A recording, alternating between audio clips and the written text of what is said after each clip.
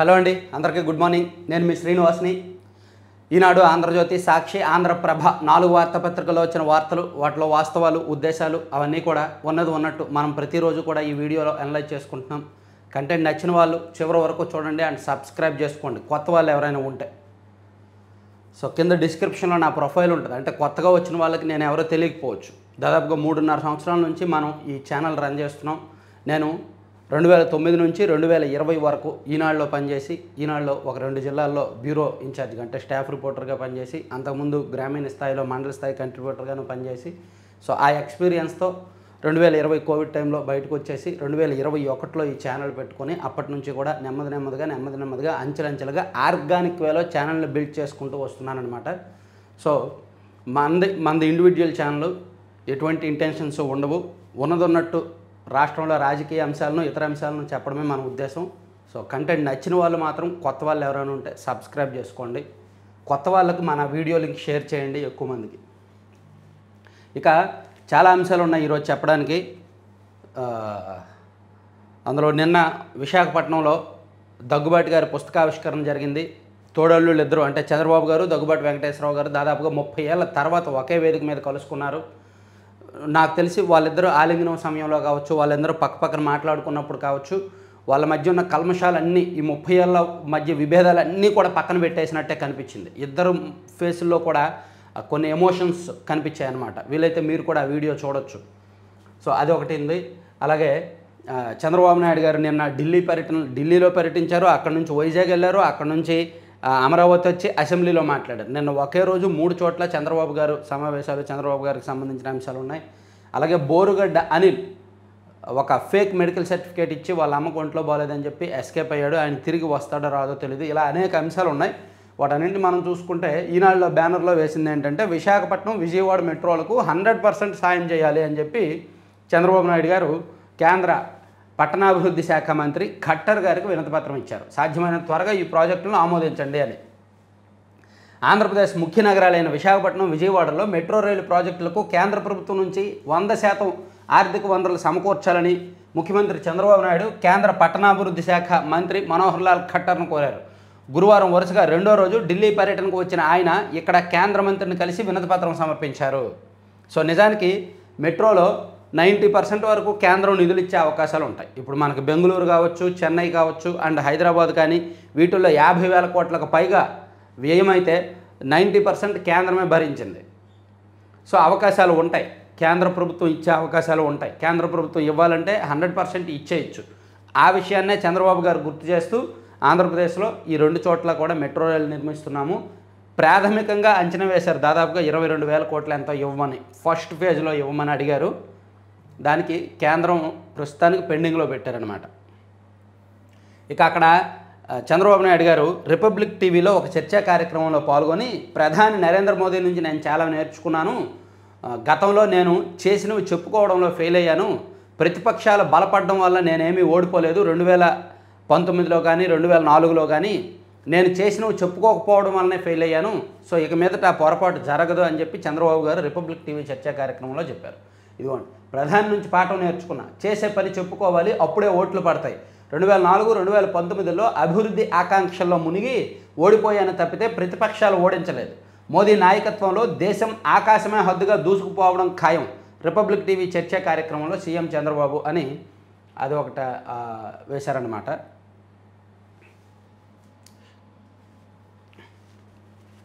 సమయాన్ని సద్వినియోగం చేసుకోవడమే కీలకం.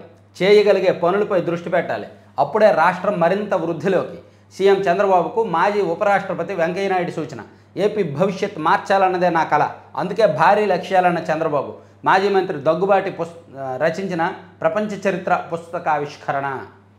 సో నిన్న విశాఖపట్నంలో జరిగిన ఈ కార్యక్రమంలో వెంకయ్యనాయుడు గారు, చంద్రబాబు నాయుడు గారు, నిర్మలా సీతారామన్ గారు, పురంధేశ్వర్ గారు, దగ్గుబాటి వెంకటేశ్వరరావు గారు, ఇలా పెద్దలందరూ పాల్గొని, అందులో వెంకయ్యనాయుడు గారు ఇండైరెక్ట్గా చంద్రబాబు నాయుడు గారికి చాలా కీలకమైన సూచనలు చేశారు.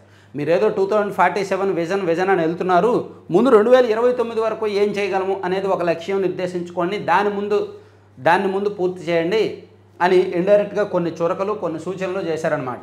చంద్రబాబు నాయుడు పరిపాలనా దక్షకుడు అనడంలో సందేహం లేదు. ఆయన అభివృద్ధి కాముకుడు, ఆలోచనలు కూడా మంచివి. అయితే అవి చాలా ఎక్కువగా ఉంటాయి. అదే సమస్య. మనం ఉన్న సమయాన్ని మనకిచ్చిన అవకాశాన్ని గుర్తుపెట్టుకొని ఆ పరిధిలో చేయదగిన వాటిపై ఎక్కువగా దృష్టి పెడితే రాష్ట్రం మరింతగా అభివృద్ధి చెందుతుందని భావిస్తున్నా. అర్థమైంది కదా? ఆలోచనలు ఎక్కువ, అవి బాగా ఎక్కువ ఉంటాయి. సో మీరు ఏది చేయగలరో మన పరిమితి ఏంటో దాని వరకు ఆలోచించి అవి చేయండి అని చెప్పి. నిజమే, చంద్రబాబు గారు అంటే ఆ విజన్ ఒక రకంగా మంచిదే. 25 ఏళ్ల తర్వాత మన రాష్ట్రం ఎలా ఉండాలి, 20 ఏళ్ల తర్వాత మనం ఏ స్థాయిలో ఉండాలని ఆలోచించడం మంచిదే. కానీ ఆ దిశగా ఎప్పటి నుంచో అడుగులు వేయడం మంచిదే. కానీ మనం తక్షణమే చేయాల్సిన ముందు అవసరాన్ని మర్చిపోతున్నారు అనే విధంగా వెంకయ్యనాయుడు గారు ఇండైరెక్ట్గా సూచించారన్నమాట.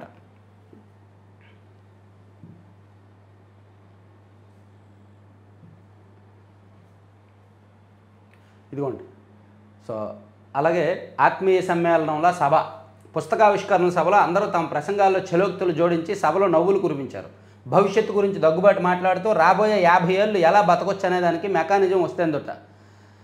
మాలాంటి వాళ్ళం 5-6 ఏళ్ళు బతికేస్తే ఇంకో 50 ఏళ్ళకు ప్లాన్ చేయొచ్చు. చంద్రబాబు గారు మీరు మరో 50 ఏళ్ళు అంటే మీ అబ్బాయి బాధపడతాడేమో అంటూ చమత్కరించడంతో సభలో నవ్వులు విరిశారు. ప్రసంగంతో ఎక్కువసేపు విసిగిస్తున్నా అనుకోకండి, నేను వేదిక ఎక్కి 30 ఏళ్ళు అయింది అని నవ్వుతూ చెప్పారు. సో 3 దశాబ్దాల తర్వాత ఒకే వేదికపైకి తోడళ్ళు. మా మధ్య వైరం వాస్తవమే. పుస్తకావిష్కరణకు చంద్రబాబు రావడం సంతోషం. మా ఇద్దరికి వైరం ఉందని అంతా అంటారు. వైరం ఉన్నమాట వాస్తవమే. ఎప్పుడూ ఒకే రకంగా ఉండకూడదు కదా, ముందుకు వెళుతూ ఉండాలి. అవన్నీ మర్చిపోవాలి. అందరం బాగుండాలి. భవిష్యత్ ఆశాజనకంగా ఉండాలి.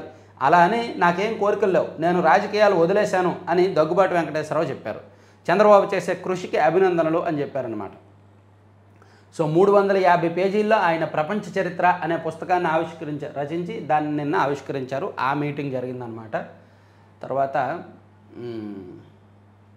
ఇది సో ఈ అంశాన్ని అంటే సేమ్ అదే వార్తని ఇదిగోండి ఇక్కడ వేశారు. కోలుకోవడానికి మరిన్ని నిధులు కావాలి. వెంటిలేటర్పై రాష్ట్రం, కేంద్రం చికిత్స ఉపశమనం, కానీ ఇంకా ట్రీట్మెంట్ ఇవ్వాలి. ప్రధాని మోదీ, ఆర్థిక మంత్రి సహకరిస్తున్నారు. ప్రపంచ చరిత్ర ప్రతి ఒక్కరూ చదవాలి. వెంకటేశ్వరరావు బుక్ రాస్తారు అనుకోలేదు. సీఎం బాబుతో వైరం ఒకప్పుడు ఉండేది. దగ్గుబాటి ఎవరో చెబితే చేస్తారా, మరీ నీ బుద్ధి ఏమైంది? సోషల్ మీడియా పోస్టులపై వెంకయ్య ధ్వజం. పుస్తకావిష్కరణ ఆద్యంతో నవ్వులు పువ్వులని ఇక్కడ ఆంధ్రజ్యోతిలో దాన్ని ఈ విధంగా రాసుకొచ్చారనమాట. సో ఇక మరో అంశం మనం చెప్పుకోవాల్సింది, ఖచ్చితంగా చెప్పుకోవాల్సింది, ఈయన బోరుగడ్డ అనిల్ ఎస్కేప్ అయ్యారు. ఆయన జైల్లో ఉన్నారు కదా ఖైదీగా. ఆయన తన తల్లికి అనారోగ్యం ఉంది, అపోలో హాస్పిటల్లో చికిత్స అందించాలి, సో ఇంకెవరూ లేరు, నేను ఒక్కడనే చూసుకోవాలి అని చెప్పి ఫిబ్రవరి 14 నుంచి ఫిబ్రవరి 28 వరకు మధ్యంతర బెయిల్ పొంది వెళ్ళారు. వెళ్ళి మళ్ళీ 28వ తేదీన కోర్టులో లొంగిపోయారు. మళ్ళీ మార్చి 1 నుంచి 11 వరకు మళ్ళీ మధ్యంతర బెయిల్ అడిగితే మళ్ళీ సేమ్ రీజన్ చెప్పారు. తల్లికి ఒంట్లో బాగాలేదు, అనారోగ్యంగా ఉంది, చెన్నైలోని అపోలో హాస్పిటల్లో చికిత్స చేయిస్తున్నాము, నేను వెళ్ళి అక్కడ ఉండాలి, దానికి సంబంధించిన మెడికల్ సర్టిఫికేట్ ఇదే అని చెప్పి గుంటూరులో లలిత సూపర్ స్పెషాలిటీ హాస్పిటల్ వైద్యులు ఇచ్చిన మెడికల్ సర్టిఫికేట్ చూపించడంతో కోర్టు మళ్ళీ ఆయనకు మధ్యంతర బెయిల్ ఇచ్చింది. అయితే పోలీసులకు అనుమానాలు వచ్చి ఆరా తీస్తే అది ఫేక్ మెడికల్ సర్టిఫికేటు అని తేలింది. అంటే ఆ లలిత సూపర్ స్పెషాలిటీ హాస్పిటల్ వాళ్ళు ఏమీ ఆమెకు ఒంట్లో బాగాలేదని చెప్పి మెడికల్ సర్టిఫికేట్ ఇవ్వలేదంట. సో ఆయన అలా ఫేక్ మెడికల్ సర్టిఫికేట్ పెట్టి మధ్యంతర బెయిల్ పొందారు అనేది పోలీసులు గుర్తించారు. ఇప్పుడు ఆయన పట్టుకోవాలంటే ఆయన ఫోన్ స్విచ్ ఆఫ్లో ఉంది, ఆయన ఎక్కడున్నారో కూడా అందుబాటులో లేరు. వ్యవస్థలు ఎలా పనిచేస్తున్నాయడానికి ఇది ఏమండి, ఒక జైల్లో ఖైదీగా ఉన్న వ్యక్తి, రిమాండ్ ఖైదీగా ఉన్న వ్యక్తి బెయిల్ కోసం ఒక మెడికల్ సర్టిఫికేట్ తీసుకొచ్చినప్పుడు అది వ్యాలిడా కాదా అని ముందు చెక్ చేయరా? అతనికి బెయిల్ ఇచ్చే ముందు ఆరా తీయరా? దాని గురించి ఎంక్వైరీ చేయరా? అలా చేయకుండానే బెయిల్ ఇచ్చేస్తారా? వ్యవస్థలు కళ్ళు మూసుకుపోతున్నాయి. చూసారా ఎంత నిర్లక్ష్యం. అదే గట్టిగా రాశారు ఆంధ్రజ్యోతిలో. మాయమైపోయాడు Borugadda Anil, great escape, bail కోసం హైకోర్టుకే బురిడి, తల్లి అనారోగ్యం పేరుతో హైకోర్టుకు. గత నెల 15వ తేదీనే ఆయనకు బెయిల్, రాజమండ్రి జైలు నుంచి గుట్టుగా విడుదల, బెయిల్ పొడిగింపు కోసం మళ్ళీ హైకోర్టుకు. తల్లికి చెన్నై అపోలోలో చికిత్స చేయించాలని గుంటూరు డాక్టర్ పేరుతో సర్టిఫికేట్. ఈ నెల 11 వరకు బెయిల్ పొడిగించిన కోర్టు. చివరికి అది ఫేక్ సర్టిఫికేట్గా నిర్ధారణ. Borugadda Anil phone switch off, ఎక్కడున్నాడు, ఏమైపోయాడో. 11న జైలుకు తిరిగి వస్తాడా రాడా? ఇది హైకోర్టు బెయిల్ ఇచ్చిన తర్వాత రిమాండ్ ఖైదీని విడుదల చేయడానికి కొన్ని నిబంధనలు పాటించాలి. బెయిల్ విషయాన్ని జైలు సూపరింటెండెంట్ తన పై అధికారులకు తెలియజేయాలి. అలాగే ఆ కేసు నమోదైన పోలీస్ స్టేషన్కి కూడా సమాచారం పంపించాలి. బోరుగడ్డ అనిల్ లాంటి వ్యక్తి విషయంలో జైలు అధికారులు మరింత జాగ్రత్తగా వ్యవహరించాల్సి ఉంది. కానీ హైకోర్టు అలా బెయిల్ ఇవ్వగానే ఇలా బయటికి పంపించేశారు. హైకోర్టు మధ్యంతర బెయిల్ ఇచ్చి రెండోసారి దాన్ని పొడిగించినప్పటికీ ఈ విషయం ప్రభుత్వం దృష్టికి రాలేదు. బోరుగడ్డ బయటకు వచ్చిన సంగతి మీడియాకు కూడా తెలియదు. అంత గుట్టుగా భద్రంగా రాజమండ్రి జైలు నుంచి బయటకు పంపించేశారన్నమాట. పోలీసులు, వ్యవస్థలు, పెద్దలు అందరూ కూడా కళ్ళు మూసుకొని పనిచేస్తున్నారనడానికి ఇటువంటి ఘటన నిదర్శనం. సో ఇప్పుడు ఆయన తిరిగి వస్తాడో రాడో తెలియదు. 11వ తేదీ వరకు ఆయనకు బెయిల్ ఉంది. 11వ తేదీని తిరిగి వస్తాడో రాడో తెలియదు. పైగా ఆ బెయిల్ పొందింది కూడా ఫేక్ సర్టిఫికేట్. కాబట్టి అతని మీద మళ్ళీ కేసు నమోదు చేసే అవకాశం ఉంది. కోర్టుని, న్యాయస్థానాన్ని తప్పుదోవ పట్టించాడు కాబట్టి అతని మీద మరింత శిక్ష పడే అవకాశం ఉంది. మరి ఆ కఠినంగా పోలీసులు వెళ్తారా లేదనేది చూడాలి. ఇదే వార్తని ఈవెన్ ఈనాడులో కూడా రాశారు.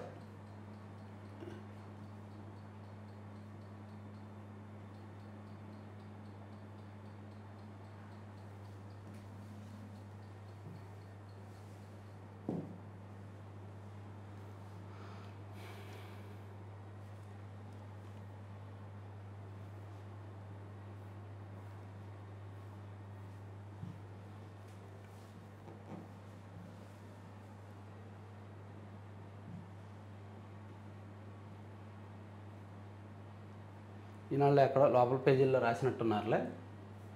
సో ఈనాడులో ఇంకో వార్త ఏంటంటే, వివేక కేసు సాక్షుల మరణాల వెనక నిందితుల ప్రమేయం అని 5 ఏళ్లలో 5-6 మృతి చెందడం విస్తుగొలుపుతోంది. సాక్షులు ఎందుకు, ఏ పరిస్థితుల్లో చనిపోయారో దర్యాప్తు సాగిస్తున్నాము. సమగ్ర విచారణ కోసం డీఎస్పీ నేతృత్వంలో ప్రత్యేక బృందం. రంగన్న పోస్టుమార్టం నివేదిక వచ్చాక దర్యాప్తు ముమ్మరం. వైఎస్ఆర్ జిల్లా SP Ashok Kumar. So YS Vivekananda Reddy గారి కేసు దేశం మొత్తం మీద వ్యవస్థలన్నిటికీ ఒక కేస్ స్టడీ, ఒక గుణపాఠం. ఒక వ్యక్తి రాజకీయంగా అత్యంత ఉన్నత స్థాయిలో ఉన్న వ్యక్తి, ఒక high level, high political profile ఉన్న కుటుంబానికి చెందిన వ్యక్తి అత్యంత దారుణంగా మరణించాడు. దారుణంగా అతన్ని చంపేశారు. దానిలో వాస్తవాలు ఏంటో 6 సంవత్సరాలైనా ఇప్పటికీ ప్రపంచానికి తెలియదు. 6 ఏళ్ళు అవుతుంది. ఈ 15వ తేదీ, ఈరోజు ఎన్నో తేదీ, 7వ తేదీ కదా. ఇంకొక వారం రోజులైతే 6 సంవత్సరాలు పూర్తయినట్టు. ఈ 6 సంవత్సరాల్లో ఏమైందో తెలియదు. 5 సంవత్సరాలు వాళ్ళ పార్టీ, వాళ్ళ కుటుంబమే అధికారంలో ఉంది. ఎవరు చంపారో తెలియదు. సిబిఐ ఇన్వెస్టిగేషన్ చేస్తోంది. 90% కేసు పూర్తి చేసి చివరి 10% వదిలేశారు. అసలు ముద్దాయిలు, అసలు నిందితులు ఎవరనేది ఇప్పటికీ జైల్లో పెట్టలే.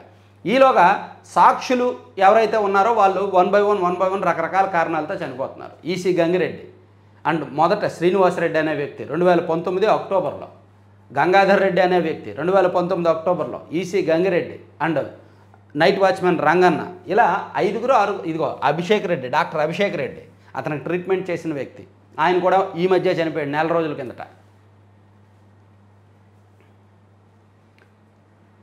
వైఎస్ వివేకానంద రెడ్డి హత్య కేసులో ప్రధాన సాక్షులు వరుస అనుమానాస్పద మరణాల వెనుక వివేక హత్య కేసు నిందితుల ప్రమేయం ఉందా అనే దానిపై లోతుగా దర్యాప్తు చేసి తేలుస్తామని వైఎస్ఆర్ జిల్లా ఎస్పీ ఈజీ అశోక్ కుమార్ తెలిపారు. కేసులో సాక్షులైన శ్రీనివాసరెడ్డి, గంగాధర్ రెడ్డి, అభిషేక్ రెడ్డి, నారాయణలు 2019 నుంచి 2024 మధ్య మరణించగా తాజాగా వాచ్మెన్ రంగన్న మృతి చెందారని, అత్యంత హై ప్రొఫైల్ కేసుకు సంబంధించి 5 ఏళ్లలో 5-6 సాక్షులు మరణించడం విస్తుగొలిపే అంశంగా భావించి దర్యాప్తు చేస్తున్నామన్నారు. 6 చనిపోయారు. సో కేసు బాగా బలహీనపడుతుంది. ఇంకా కోర్టుకి వీళ్ళు నేరుగా వెళ్ళి వాంగ్మూలం చెప్తే కోర్టు 100% దోషులు ఎవరు అనేది నిర్ధారించి శిక్ష విధించగలదు.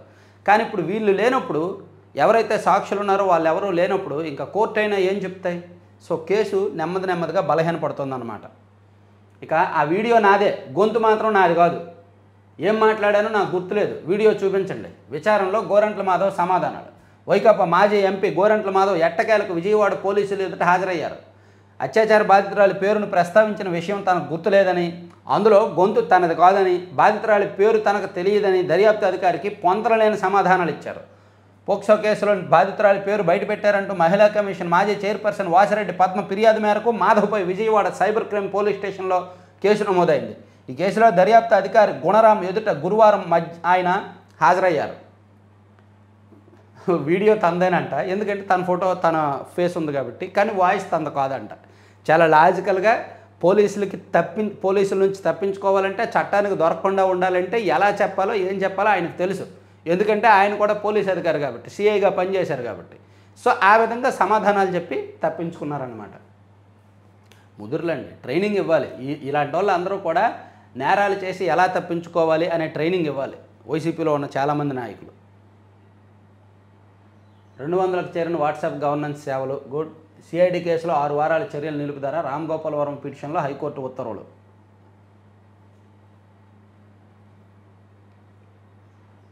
అచ్చెన్న ప్రసంగంతో సినిమా చూపించారు. చాగంటిని గరికపాటిని గుర్తుకు తెచ్చిన ఆనం ప్రసంగం. ఉపసభాపతి రఘురామకృష్ణరాజు ప్రశంస. వ్యవసాయ శాఖ మంత్రి అచ్చెన్నాయుడు ప్రసంగం ఆరోహణ అవరోహణలతో ఓ మంచి సినిమా చూపిస్తున్నామనే భావన కల్పించిందని ఉపసభాపతి రఘురామకృష్ణరాజు అన్నారు. వ్యవసాయ శాఖ, దేవాదాయ శాఖల గ్రాంట్ల డిమాండ్లపై చర్చకు మంత్రులు సమాధానం ఇచ్చిన అనంతరం వారి ప్రసంగాలను ప్రశంసించారు. దేవాదాయ శాఖ మంత్రి ఆనం రామనారాయణ రెడ్డి ఆద్యంతం ఆధ్యాత్మికతతో చాగంటిని గుర్తుకు తెచ్చేలా, సమకాలీన రాజకీయాన్ని జోడించడంలో గరికపాటి గారిని జ్ఞప్తికి తీసుకొచ్చేలా చాలా అద్భుతంగా మాట్లాడారు. దేవాదాయ శాఖకు నిధులేమీ లేవని చాలా సున్నితంగా చెప్పారు అని కొనియాడారు. సీనియర్లు కదా, సీనియారిటీ కనిపిస్తుంది.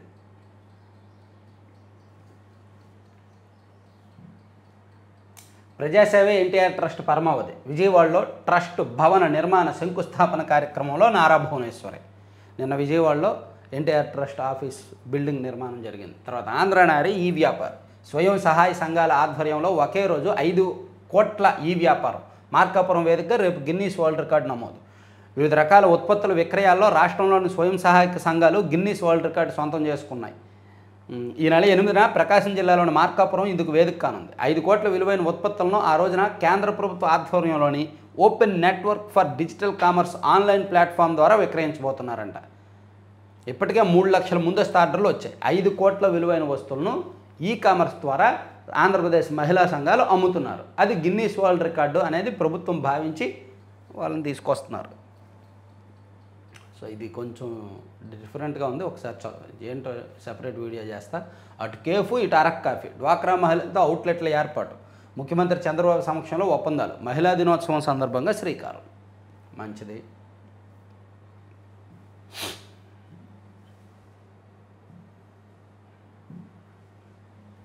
హైకోర్టుకు టోకరా వేసిన బోరుగడ్డ ఇక్కడ ఇచ్చారు ఈనాడులో. ఓకే, ఇది ఆల్రెడీ చెప్పుకున్నాం కదా. తప్పుడు మెడికల్ సర్టిఫికేట్తో బురిడి. తల్లికి అనారోగ్యమని మధ్యంతర బెయిల్ పొందిన వైన ఆ సర్టిఫికేట్ తాము ఇవ్వలేదని ఆసుపత్రి యాజమాన్యం. నేడు జనసేనలోకి వైకాపా మాజీ ఎమ్మెల్యే దొరబాబు. పిఠాపురం వైకాపా మాజీ ఎమ్మెల్యే పెండెం దొరబాబు శుక్రవారం జనసేనలో చేరనున్నారు. ఓహో, ఇప్పుడు జనసేన పార్టీలో అసలైన సినిమా ఉంటుంది. ఒకవైపు పవన్ కళ్యాణ్ గారు మంత్రిగా, ఎమ్మెల్యేగా ఉన్నారు. దొరబాబు మాజీ ఎమ్మెల్యే కాబట్టి జనసేనలో చేరాక పెత్తనం చాలా ఇస్తారు. మరోవైపు వర్మ గారు, ఆయన కూడా అంతకుముందు ఎమ్మెల్యేగా పనిచేశారు, టీడీపీ ఇన్ఛార్జ్గా ఉన్నారు. ఆయనకి ఇప్పుడు ఎమ్మెల్సీ ఇస్తే ఆయనది ఒక పెత్తనం. సో పిఠాపురంలో 3 పెత్తనం ఉంటుంది. నేడు నాగబాబు నామినేషన్. రన్యారావుకు స్మగ్లర్లతో సంబంధం, ఓ రాజకీయ నాయకుడి సహకారం కూడా. ఎటువంటి సంబంధాలు లేకుండానే కేజీలు బంగారం తెచ్చేస్తుందా? ఇంతకుముందు కేరళలోని కొచ్చి ఎయిర్పోర్ట్లో కూడా ఒక మహిళ అలాగే దొరికింది. ఆమె కూడా రాజకీయ నాయకులతో సత్సంబంధాలు ఉంది అని చెప్పి పోలీసులు నిర్ధారించారు. డిఐఆర్ఐ అధికారులు, కస్టమ్స్ అధికారులు నిర్ధారించారు. కానీ ఆ కేసు ముందుకు వెళ్లకుండా ఆపేశారు. సేమ్ ఇప్పుడు ఈ కేసు కూడా ఎక్కడో దగ్గర ఆగిపోద్ది. నేను చాలాసార్లు చెప్తుంటా, పెద్ద పెద్ద కేసులు తెగే వరకు లాగరు. ఎందుకంటే అందులో పెద్ద పెద్దోళ్ళు ఇరుక్కుంటారు కాబట్టి. ఈవెన్ వివేకానంద రెడ్డి గారి కేసు కూడా అటువంటిదే. అలాగే ఈ కేసులు కూడా అంతే. ఆడబిడ్డలను ఆంక్షలతో పెంచొద్దు. ఉద్యోగులకు వేధింపులు ఉంటే ఫిర్యాదు చేయాలి. మహిళా శిశు సంక్షేమ శాఖ మంత్రి గుమ్మిడి సంధ్యారాణి. ఆడబిడ్డలను ఆంక్షలతో కాకుండా మగపిల్లలతో సమానంగా పెంచాలి. ఉద్యోగాలు చేసే చోట మహిళలకు వేధింపులు, అవమానాలు ఎదురైతే తక్షణమే ఫిర్యాదు చేయాలి. తగిన చర్యలు తీసుకుంటాం అని రాష్ట్ర మహిళా శిశు సంక్షేమ శాఖ మంత్రి గుమ్మిడి సంధ్యారాణి పేర్కొన్నారు. మంచిదే, బాగా చెప్పారు. ప్రభుత్వం ఇచ్చిన హామీలను నెరవేర్చాల్సిందే. విజయవాడ ధర్నా చౌక్లో ఆశా కార్యకర్తల నిరసన. సో ఆశా కార్యకర్తలకు నిజానికి విజయవాడ ప్రభుత్వం 62 ఏళ్లకు వయోపరిమితి పెంచింది. ఉద్యోగ విరమణ వయోపరిమితిని 62కు పెంచాలని డిమాండ్ చేశారు. ప్లస్ 26,000 జీతం ఇవ్వాలని అడిగారంట. దానికి ప్రభుత్వం ఒప్పుకోవట్లేదు. తర్వాత విద్వేషాలు రెచ్చగొట్టడం, దుర్భాషలాడటమే పోసాని పని. ఆయనకు ఉపశమనం కలిగించవద్దు. హైకోర్టును కోరిన అదనపు AG PP.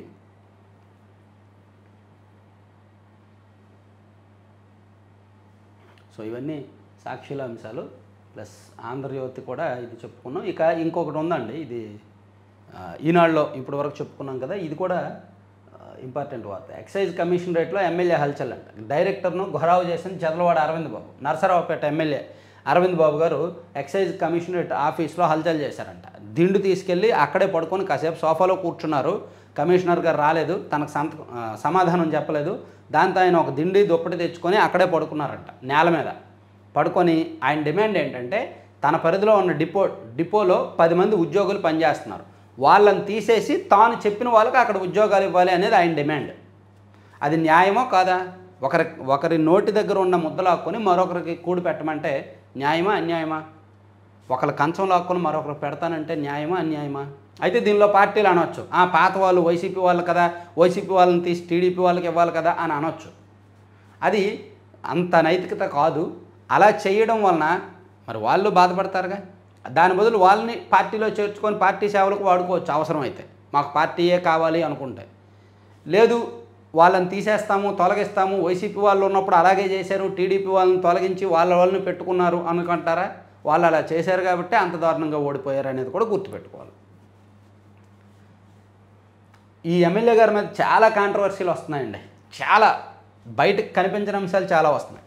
Narasaraopet MLA Chandravada Arvind బాబు ఎక్సైజ్ కమిషనరేట్లో హల్చల్ చేశారు. ఏకంగా ఆ శాఖ డైరెక్టర్ నిశాంత్ కుమార్ ఛాంబర్కు వెళ్ళి ఒక రకంగా గురావు చేశారు. మద్యం డిపోలో పనిచేస్తున్న అవుట్సోర్సింగ్ ఉద్యోగులను వెంటనే మార్చేయాలని డిమాండ్ చేశారు. నర్సరావుపేటలోని ఎక్సైజ్ శాఖ చెందిన ఐఎంఎల్ డిపోలో 11 మంది అవుట్సోర్సింగ్ ఉద్యోగులు విధులు నిర్వహిస్తుంటే వాళ్ళందరినీ మార్చేసి తాను చెప్పిన వాళ్ళకు ఉద్యోగాలు ఇవ్వాలి అని చెప్పి దిండు దుప్పటి తీసుకెళ్ళి అక్కడ హల్చల్ చేశారనమాట. సో కాసేపు సాక్షికి వెళ్దాం. ఈనాడు ఆంధ్రజ్యోతిలో ఇంపార్టెంట్ అన్నీ అయిపోయినాయి. సాక్షిలో చూసుకుంటే రాష్ట్ర ప్రయోజనాలపై రాజీ లేని పోరు అని చెప్పి ఏపీ సమస్యలపై పార్లమెంట్లో గట్టిగా గలం వినిపించాలి. పార్టీ ఎంపీలకు వైఎస్ఆర్సీపీ అధ్యక్షుడు వైఎస్ జగన్ దిశానిర్దేశం.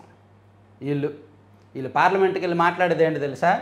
జగన్మోహన్ రెడ్డి గారికి సంబంధించిన సిబిఐ కేసులో, లేదంటే మార్గదర్శికి సంబంధించిన కేసులో, లేదా చంద్రబాబు నాయుడు గారికి సంబంధించిన కేసులో వ్యక్తిగత అంశాలు ప్రస్తావిస్తారు తప్ప రాష్ట్రానికి సంబంధించిన అంశాలు ఏమీ ప్రస్తావించరు. లాస్ట్ సెషన్స్లో అదేగా చేసింది. మిథున్ రెడ్డి గారికి మాట్లాడే అవకాశం వస్తే మార్గదర్శి గురించి మాట్లాడాడు ఆయన. సో ఇప్పుడు కూడా వీళ్ళు చేసేది అదే. పోలవరం గురించో, అమరావతికి నిధుల గురించో, విశాఖ ఉక్కు ప్రైవేటీకరణ గురించో, ఇంకా రాష్ట్రానికి ఆర్థిక ప్యాకేజీల గురించో అది మాట్లాడరు. కానీ మీటింగుల్లో మాత్రం అదే చెప్తారు, రాజీ లేని పోరంట. పోలవరం నీటి నిల్వ, ఎత్తు తగ్గింపు, విశాఖ ఉక్కు ప్రైవేటీకరణ చర్యలపై సమావేశంలో చర్చ, మిర్చికి మద్దతు ధర, 1 నేషన్ 1 ఎలక్షన్, కొత్త మెడికల్ కాలేజీల ప్రైవేటీకరణ సహా పలు అంశాలపై దిశానిర్దేశం. వీటన్నింటిపైన ఎక్కడ రాజీ లేకుండా పోరాడాలని ఎంపీలకు వైఎస్ జగన్ దిశానిర్దేశం. నియోజకవర్గాల పునర్విభజనపై కేంద్రం నుంచి స్పష్టత వచ్చేలా చొరవ చూపాలని ఎంపీలకు సూచన అని సాక్షిలో వాళ్ళ పార్టీ మీటింగు, ఎంపీలకు సంబంధించిన మీటింగు జరిగితే అది రాశారనమాట. తర్వాత 1500 కోట్ల పెనాల్టీ వసూలు చేయాల్సిందే. మార్గదర్శి 2600 కోట్ల అక్రమ డిపాజిట్ల వసూళ్లపై ఐటీ జరిమానా. 16 ఏళ్ళుగా ఇదంతా ఏంటనుకున్నారు? మాజీ ఎంపీ ఉండవల్లి లేఖ రాశాడు ఐటీ అధికారులకు. మార్గదర్శికి 1500 కోట్లు ఫైన్ వసూలు చేయండి, వాళ్ళు నిబంధనలకు విరుద్ధంగా 2600 కోట్లు డిపాజిట్లు వసూలు చేశారు, కాబట్టి చట్ట ప్రకారం వాళ్ళ మీద చర్యలు తీసుకొని 1500 కోట్లు ఫైన్ వసూలు చేయాలని చెప్పి ఉండవల్లి అరుణ్ కుమార్ ఐటీ శాఖ అధికారులకు లేఖ రాశాడు. ఆ లేఖను వీళ్ళు ప్రచురించారు. అదేదో ఐటీ శాఖ నిజంగా ఫైన్ వేయలేదు, కోర్టు ఏమీ తీర్పు చెప్పలేదు. ఉండవల్లి అరుణ్ కుమార్ 1500 కోట్లు ఏంటి, 15,000 కోట్లు ఫైన్ వేయండి అయినా రాస్తాడు, లేదా 1,00,000 కోట్లు ఫైన్ వేయండి మార్గదర్శి మీద అనైనా రాస్తాడు. ఆయనదేముంది? ఆయన శాశ్వత జీవితం మొత్తం మార్గదర్శి మీద పోరు కోసమే వినియోగిస్తున్నాడు ఆయన ఉండవల్లి అరుణ్ కుమార్ గారు. అంతకుమించి ఆయన ఏమీ పోరాడలేడు. పోలవరం గురించో, అమరావతి గురించో, రాష్ట్రం గురించో, లేదా ఆయన పుట్టిన ప్రాంతం రాజమండ్రి గురించో పోరాడితే బాగుండేది పాపం. సో దాన్నేమో ఆయన లేఖ రాశాడు, దాన్ని సాక్షిలో హైలైట్ చేస్తూ ఉన్నారు. అందరినేవా ఈనాడు కిరణ్ బంధువా లైనింగ్ పనుల్లో 192.85 కోట్ల లూటి. అందరినేవా ప్రధాన కాలువ 2వ దశ లైనింగ్ పనుల్లో దోపిడీ పర్వం. 5 ప్యాకేజీల్లో 3 ఈనాడు కిరణ్ బంధువుకు చెందిన ఆర్వీఆర్ ప్రాజెక్ట్స్కే, 2 ప్యాకేజీలు సీఎం చంద్రబాబు సన్నిహితులకు చెందిన బీఎస్ఆర్ ప్రాజెక్ట్స్కు. టెండర్లలో అర్హత సాధించేందుకు ఎల్సీసీ ప్రాజెక్టుతో జాయింట్ వెంచర్. అధిక ధరకు కోట్ చేసి L1, L2 స్థానాల్లో ఆర్వీఆర్, బీఎస్ఆర్ ప్రాజెక్ట్స్. కాంట్రాక్టు విలువ 743 కోట్లు. ఆ సంస్థలకు అప్పగించింది 936.70 కోట్లకు. మరి ఆ మాత్రం ఉంటుందిగా. రాజులు కాబట్టి వాళ్ళకి ఇచ్చుకుంటారు. అది మీరు అధికారంలో ఉన్నప్పుడు మరి మీరు అరబిందోకి ఎందుకు ఇచ్చారు? ఇచ్చారు కదా. సో మీరు అధికారంలో ఉన్నప్పుడు మీ వాళ్ళకి మీరు ఇచ్చుకున్నారు, వాళ్ళు అధికారంలో ఉన్నప్పుడు వాళ్ళు ఇచ్చుకుంటున్నారు. పొంగనూరు బ్రాంచ్ కెనాల్ లైనింగ్ కాంట్రాక్టులు కూడా వాళ్ళకే ఇచ్చారంట. SR infra, BSR, RVR projects. So Eenadu MD Kiran బంధువులకి ఈ కాంట్రాక్ట్ ఇచ్చారని చెప్పి సాక్షిలో ఒక పెద్ద వార్త రాశారు. ఇది వాస్తవమే, యాక్చువల్లీ అది జరిగింది. మరి ఊరికే భజన చేయరుగా పార్టీకి, అవన్నీ ఉంటాయిగా లోపాయికారీలు. ఇక రెండే నెలల గడువు, లేకపోతే సమ్మె. ప్రభుత్వానికి ఆశా వర్కర్లు అల్టిమేటం. ఓకే, కుటుంబ నియంత్రణపై నా ఆలోచన మారింది. జనాభా నియంత్రణ విషయంలో నా ఆలోచన పూర్తిగా మారిపోయింది. బీహార్, ఉత్తరప్రదేశ్ రాష్ట్రాలు ఎక్కువ మంది జనాభాతో దేశాన్ని కాపాడుతున్నాయి. ఈ విధానాన్ని అన్ని రాష్ట్రాలు అనుసరించాలి అని సీఎం చంద్రబాబు చెప్పారు. సంతృప్తికర సమాధానాలు ఇస్తేనే పోలవరానికి నిధులు, డిపిఆర్ ఆమోదం తర్వాతే విశాఖకు మెట్రోకు నిధులు, సుంకాల చర్చల కోసం అమెరికాకు ప్రత్యేక బృందం. కేంద్ర ఆర్థిక మంత్రి నిర్మలా సీతారామన్. ఇంకా మహిళా సాధికారతకు పోలీస్ శాఖ ప్రాధాన్యం. డీజీపీ హరీష్ కుమార్ గుప్తా. మహిళా సాధికారతకు రాష్ట్ర పోలీస్ శాఖ అధిక ప్రాధాన్యం ఇస్తోందని డీజీపీ హరీష్ కుమార్ గుప్తా తెలిపారు. అంతర్జాతీయ మహిళా దినోత్సవం సందర్భంగా పోలీస్ శాఖ ఈ నెల 1 నుంచి 7 వరకు వారోత్సవాలు నిర్వహించిందని రాశారు. తర్వాత మేలోగా శ్రీశైలం ప్లంగ్ పూల్కు మరమ్మతులు పూర్తి చేయండి. ఏపీ జలవనరుల శాఖ అధికారులకు ఎన్డీఎస్ఏ చైర్మన్ ఆదేశం. తర్వాత ఇక బ్యాంకు తరహాలో ఈపీఎఫ్ఓ 3.0 సేవలు. త్వరలో ఏటీఎం నుంచి పీఎఫ్ విత్డ్రా సహా సరికొత్త సర్వీసులు అందిస్తాం. ఈపీఎఫ్ఓ జోనల్, రీజనల్ కార్యాలయాల ప్రారంభోత్సవంలో కేంద్ర మంత్రి మన్సుఖ్ మాండవి. సో ఇవన్నీ సాక్షిలో అంశాలు. వెళ్ళిపోదాం, పక్కన పెట్టేద్దాం. ఆంధ్రజ్యోతిలో మనం ఇది చెప్పుకున్నాం. ఇప్పుడు కానీ ఇది మాత్రం అసలు భలే గమ్మత్తైన అంశం, అసలు విస్తుపోవాల్సిన అంశం. వ్యవస్థలో పెద్దలు, పోలీసు శాఖలు అందరూ కూడా సిగ్గుతో తలదించుకోవాల్సిన అంశం కదా. గనుల్లో 1300 కోట్లు గాయం. సర్కారుకు అడుగడుగునా చిల్లే. రాష్ట్ర గనుల శాఖ నిర్వాహకం. సీనరైజీ కాంట్రాక్టులపై నిర్లప్తత. ఇందులోనే 800 కోట్ల బకాయిలు. లీజులు, పర్మిట్లలో ప్రైవేట్ జోక్యం. గడువు దాటినా రాని బకాయిలు. కొత్త కాంట్రాక్టులు ఊసేలేదు. చివరికి ఎవరికి వారే సొంత వసూళ్లు. గనుల శాఖలో 1300 కోట్లు అంటండి, ఎవరికి వాళ్ళు వసూలు చేసుకుంటున్నారు. సీనరైజీ కాంట్రాక్టులని 3 జిల్లాలకు ఒకరికి సీనరైజీ వసూలు కోసం ఇచ్చారు. అంటే ఒక టిప్పర్ వెళ్తుంటే ఆ టిప్పర్ నుంచి 500, 300 సీనరైజీ వసూలు చేస్తారు. ఇది గత ప్రభుత్వం, వైఎస్ఆర్ కాంగ్రెస్ పార్టీ ప్రభుత్వం ఉన్నప్పుడు కాంట్రాక్ట్ ఇచ్చారు 3 ఏళ్ల కాలపరిమితితో. వాళ్ళకి ఇంకో 1.5 సంవత్సరం కాలపరిమితి ఉన్నట్టుంది. సో వాళ్ళ విషయంలో కొంచెం ఎక్కువ జరుగుతుంది. వాళ్ళకి పర్మిషన్ ఇచ్చిన దానికంటే ఎక్కువ వసూలు చేస్తున్నారు. ఈ ప్రభుత్వం కూడా ఏమీ చేయలేకపోతుంది. ఇక అనకాపల్లిలో మెట్టల్ నిప్పాన్ స్టీల్ ప్లాంట్ 1,47,162 కోట్లతో 2 దశల్లో ఏర్పాటు. దేశంలోనే అత్యధికంగా 17.8 మెట్రిక్ టన్నుల లక్ష్యం. దాదాపుగా 1 మిలియన్ టన్నుల లక్ష్యం. దాదాపు 1,00,000 ఉద్యోగాలు. అసెంబ్లీలో మంత్రి భరత్. ఆ పనులకు అండగా ఉంటాం. ఎన్టీఆర్ ట్రస్ట్ తలుపు తడితే చాలు. భువనేశ్వర్. విజయవాడలో నూతన భవనానికి భూమి పూజ. శ్రీశైలం గొయ్యిని తక్షణమే పోడ్చండి, అది డ్యామ్కే డేంజర్. రాష్ట్ర ప్రభుత్వానికి కేంద్ర జల సంఘం ఆదేశం. వీడియో నాదే, ఆడియో నాది కాదు. పోలీసు విచారణలో మాజీ ఎంపీ గోరంట్ల మాధవ్. వీడియో తందేనంట, ఆడియో తందు కాదంట. శ్రీవారి అన్నప్రసాదంలో మసాలా వడ నిత్యం 35,000 మందికి వడ్డింపు. సో అన్నప్రసాదంలో మెనూ మార్చి మసాలా వడ చేర్చారు. అది ప్రతిరోజు 35,000 మందికి అందించేలాగా ఏర్పాట్లు చేస్తున్నారు. తర్వాత ద్వైపాక్షిక వాణిజ్య ఒప్పందం. ఆ ప్రాధాన్యాన్ని భారత్, అమెరికా గుర్తించాయి. బ్రిటన్లో విదేశాంగ మంత్రి జైశంకర్.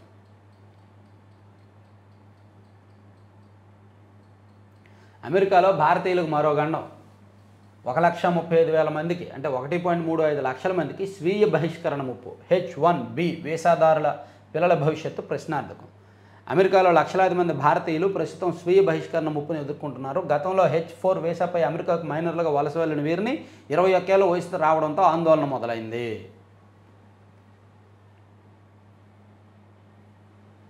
కరెన్సీ నోటుపై ఉన్న భాషలను అధికార భాషలుగా ప్రకటించలేరా?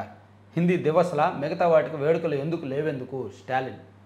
నిజంగా ప్రాంతీయ భాషల విషయంలో పోరాడాల్సి వస్తే తెలుగు భాష విషయంలో కూడా మన నాయకులు గట్టిగా మాట్లాడాలి.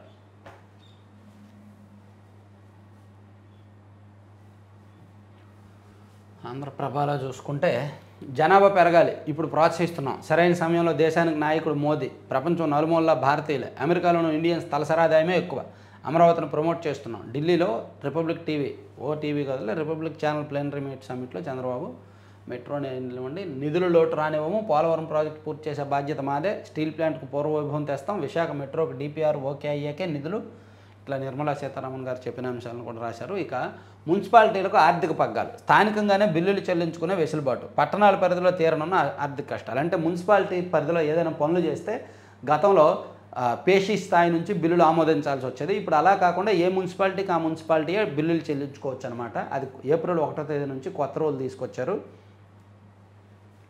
తర్వాత నాగబాబు నామినేషన్ వేయబోతున్నారు ఈరోజు ఎమ్మెల్సీగా. ఇక జమిలీ ఎన్నికలైతే బ్యాలెట్ ఉండాల్సిందే, పార్లమెంట్లో డిమాండ్ చేయండి, రాష్ట్ర ప్రయోజనాల విషయంలో ఎక్కడ రాజీ పడొద్దు, పోలవరం విశాఖ స్టీల్ ప్లాంట్పై మాట్లాడాలి, చూద్దాం ఏం మాట్లాడతారు. అమెరికన్లకు సుంకాలు గాయాలు, ట్రంప్ మాగా ప్లాన్తో ఎదురుదెబ్బే,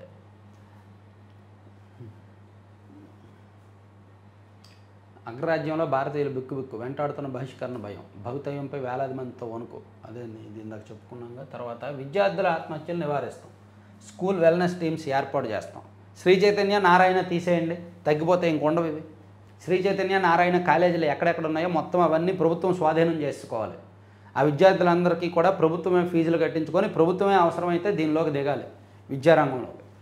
ఈ కార్పొరేట్ కళాశాలల కల్చర్ లేకపోతే ఇవి ఉండవు. గొడవలకు ఏఐ కెమెరాలు, పౌర సరఫరాల శాఖలో సరికొత్త టెక్నాలజీకి సన్నాహాలు, ప్రస్తుతం టెక్నాలజీ యుగం నడుస్తుంది, అందులేదు ఇందులేదు అన్నట్లుగా ఏ విభాగంలోనైనా. సో ఇప్పుడు పౌర సరఫరాల శాఖ గొడవలకు ఏఐ కెమెరాలు ఏర్పాటు చేస్తారంట, అవి లైవ్లో ఎప్పటికప్పుడు చూసుకోవచ్చు. ఇప్పుడు మాజీ మంత్రి పేరు నాని గారు సంబంధించిన గొడవల్లో కొన్ని బియ్యం బస్తాలు మాయమయ్యాయి కదా, సో దాని నుంచి ప్రభుత్వం అలర్ట్ అయ్యి ఇక మీదట ఎక్కడా బియ్యం మాయమవ్వకుండా జాగ్రత్తలు పడుతుందన్నమాట.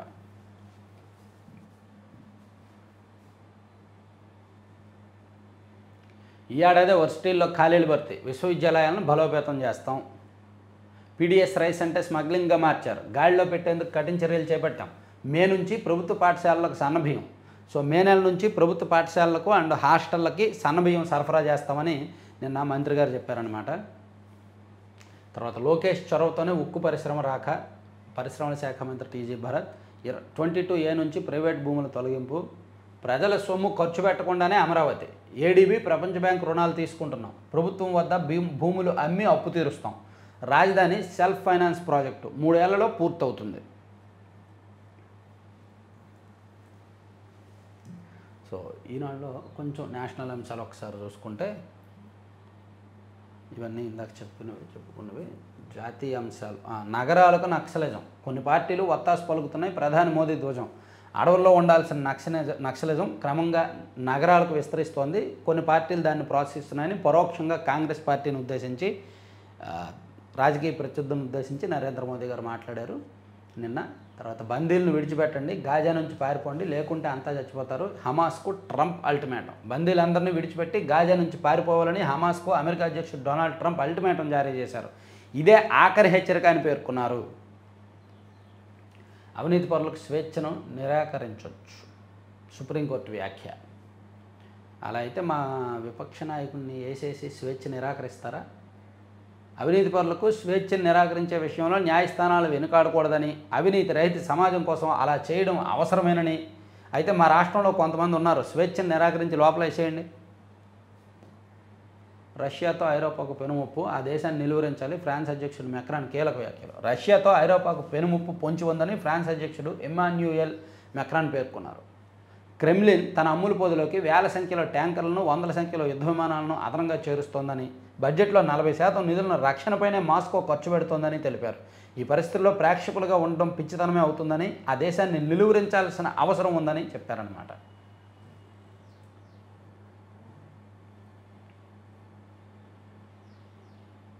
ప్రధాని మోదీకి బార్బడోస్ ఉన్నత పురస్కారం, బయటకు వెళ్తే కర్రలను తీసుకెళ్ళండి, కుక్కల బెడతో యూపీ గ్రామాల్లో ప్రకటనలు. సేమ్ మన రాష్ట్రంలో కూడా అదే పరిస్థితి కదా, మన రాష్ట్రంలో కూడా వీధి కుక్కలు బాగా ఎక్కువ ఉన్నాయి. నేనైతే నైట్ 10 తర్వాత బయటికి వెళ్ళొచ్చినా, ఈవెన్ సెకండ్ షో సినిమాకి ఎప్పుడైనా వెళ్ళొచ్చినా సరే, సినిమాకి వెళ్ళాల్సి వచ్చినా సరే, నైట్ 10 తర్వాత ఎప్పుడైనా రోడ్ల మీద తిరిగితే ఖచ్చితంగా కర్ర తీసుకెళ్తా బండి మీద. నిజం, ఆ పరిస్థితి ఉంది. ఎందుకంటే ఒకే చోట గుంపులు గుంపులుగా ఉంటాయి. ఒకేసారి మనం ఒకటో రెండో అయితే సమాధానం చెప్పొచ్చు. ఒకేసారి 7-8 కుక్కలు ఉన్నాయనుకోండి, మీదకి వస్తే ఖచ్చితంగా ఆ పరిస్థితి ఉంది. సో అందుకే యూపీలో అంట అదే ప్రకటన చేస్తున్నారంట బహిరంగంగా. ఆంధ్రప్రదేశ్లో కూడా ఆ పరిస్థితి చాలా చోట్ల ఉంది. కొద్ది నెలల క్రితం వరకు తోడేళ్ళు, చిరుతపులి, ఏనుగుల దాడులతో సతమతమైన ఉత్తరప్రదేశ్లోని బహ్రాయిచ్ జిల్లా వాసులకు తాజాగా వీధి కుక్కలు వణికిస్తున్నాయి. జిల్లాలోని పలు గ్రామాల్లో శునకాల దాడులు పెరిగిపోయాయి. దీంతో కాలు బయట పెట్టాలంటేనే ప్రజలు భయపడుతున్నారంట. గత 10 రోజుల్లో శునకాల దాడుల కారణంగా 12 ఏళ్ల బాలిక మరణించగా 14 మంది తీవ్రంగా గాయపడ్డారు. అక్కడ అంత తీవ్రత ఉంది కాబట్టి కర్రలు తీసుకెళ్తున్నారంట. ఆంధ్రప్రదేశ్లో కూడా అక్కడక్కడ ఆ పరిస్థితి ఉందని నేను అంటాను. అవునా కదా అనేది మీరు కామెంట్ చేయండి. నైట్ 10 తర్వాత మాత్రం కొంచెం డేంజర్. సో ఇవి 4 పత్రికల్లో ఉన్న అంశాలు అన్నమాట. మ్యాక్సిమం అన్నీ కవర్ చేసాం. చివరి వరకు చూసిన వాళ్ళందరూ కూడా లైక్ చేయండి. ప్రతి లైకు ఇంపార్టెంటే. Thank you.